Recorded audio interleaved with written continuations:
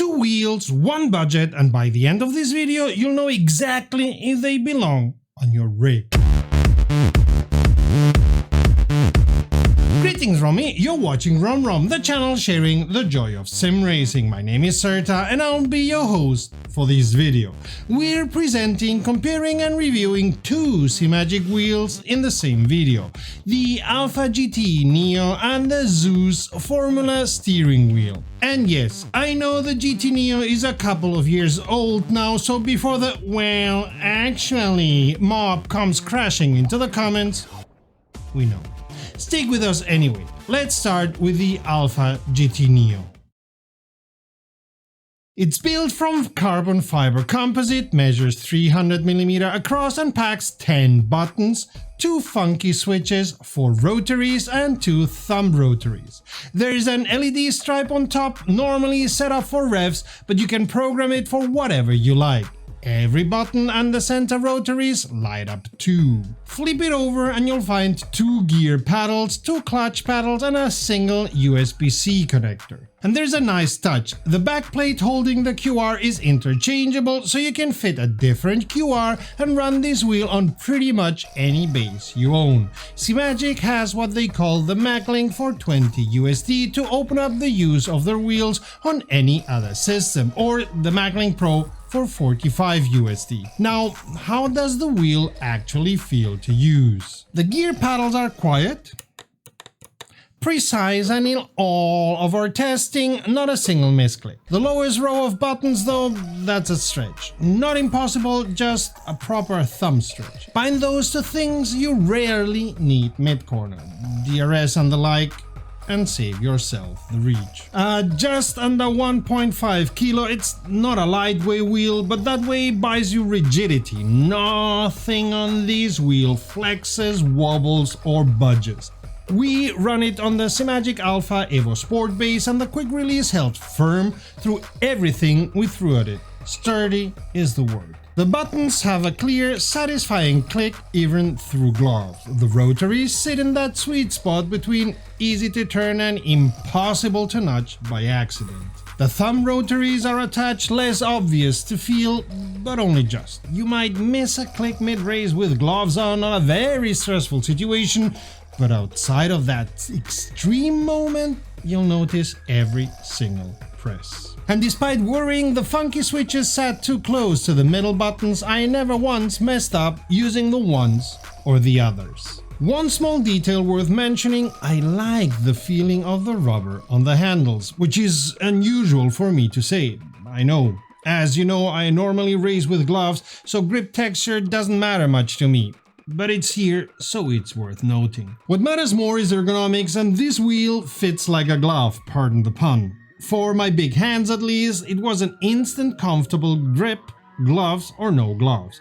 Right, now for something completely different, the Zeus Formula wheel. The Zeus Formula is not an evolution of the Alpha, it's a different beast entirely, designed from the ground up. Slightly smaller at 280mm across, but heavier at just over 2 kilo. You can buy it bundled with a Magic Dash 4 and save $30 in the process, and honestly, without the dash, the Zeus wheels look a bit lost. So I expect most of you to opt in on a bundle. The Magic Dash has a properly clever trick. You can detach the DDU entirely and magnetically mount it straight onto your base, exactly as we said in the review of the Simagic Evo Sport, link above.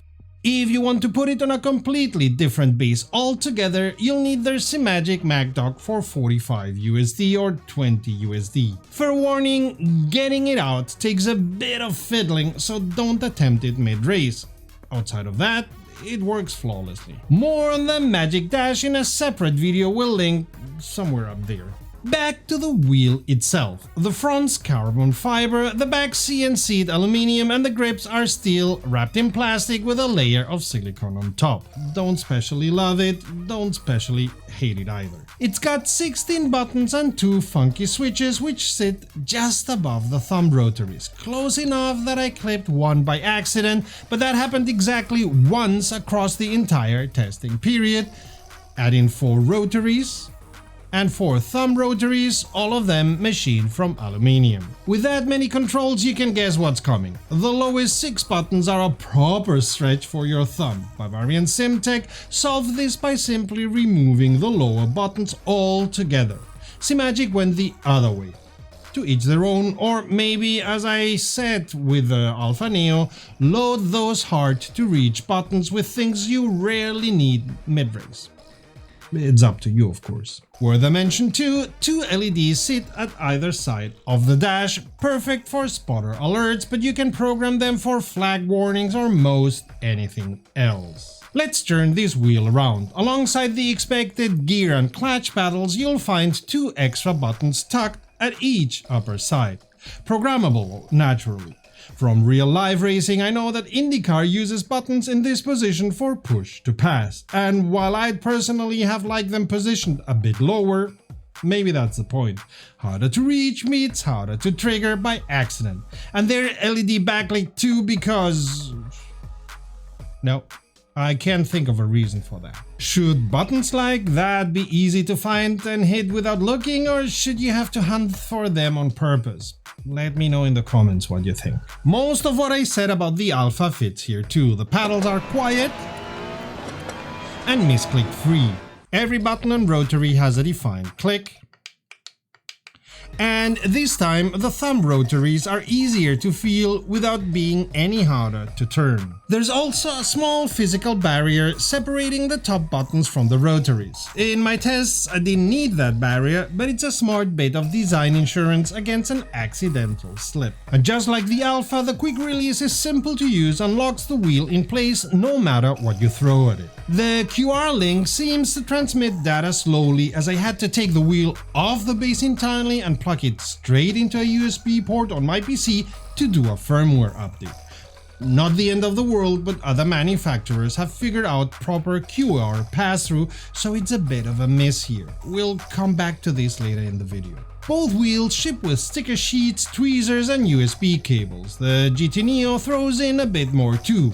Extra stickers for the rotaries, plus an Allen key so you can reposition the shift paddles. The Zeus delivers an Allen key so you can change the handles and put any rem you want, but it's a little bit fiddly. Let's talk software for a second because it matters more than you think. You can control the LEDs and button behavior through the Simagic software, or if you're connected via USB, through SimHub instead. The native software is properly comprehensive. If you're a SimHub loyalist, that route's open to you too, but SimHub only works over USB connection. Seems like the Simagic software wants complete, exclusive control of the wheel otherwise. Not my preferred feature in a software, I must say. You can also calibrate the clutch paddles in software and even reassign them as standalone buttons. Useful if you want to set them up as throttle and brake, which we know some of our mobility impaired viewers actually do. The software goes deep enough to let you remap the button codes on literally every button and rotary. Not something I normally need, if I'm honest, but it's a properly rare level of flexibility. I don't remember seeing that as an option on any other sim racing wheels software. The flexibility doesn't stop at color. You can trigger color changes based on live telemetry, ABS activation, flag status, you name it. You can even stack conditions. Say a button shows flag status, but if the pit limiter kicks in, it switches to show that instead. Clever stuff. Brightness is adjustable too. You can save and load your own color presets or use the pre-configured ones. One gap though, as I said in the wheelbase review, there's still no way to share your setups with others or pull in community configs the way Bavarian Simtech or Simocube allow. So, should you actually buy one? If you're already in the Simagic ecosystem, both wheels are excellent and properly well priced for what you get. The Alpha GT Neo sits in a crowded price bracket, up against the Fanatec Club Sport Formula V2.5X, the Thrustmaster Sparco R383 Mod and the Moza CS V2P. I haven't tested any of them for an extended period of time, so I can't tell you if this is better or worse than the others. What I can tell you is that it's a good, maybe even very good wheel. It works with almost any base via Maclink, and it's one I like racing with a lot. The Zeus, meanwhile, is fighting a different battle entirely, going up against Asher, Cube Controls, Fnatic, and Moza. Notice something? Every one of those looks simpler than the Zeus. The Moza's the only one with a display, so that's a point in the Zeus' favor straight away. And on build quality and sturdiness, across the month or so we've had the Zeus, it stands right alongside the Cube Controls and Asher wheels we've tested before, which is a big deal. Try finding a wheel with a built-in display around or below the 650 mark and the list gets short fast. Moza's there, so is the Leos XF1 Pro if you go digging.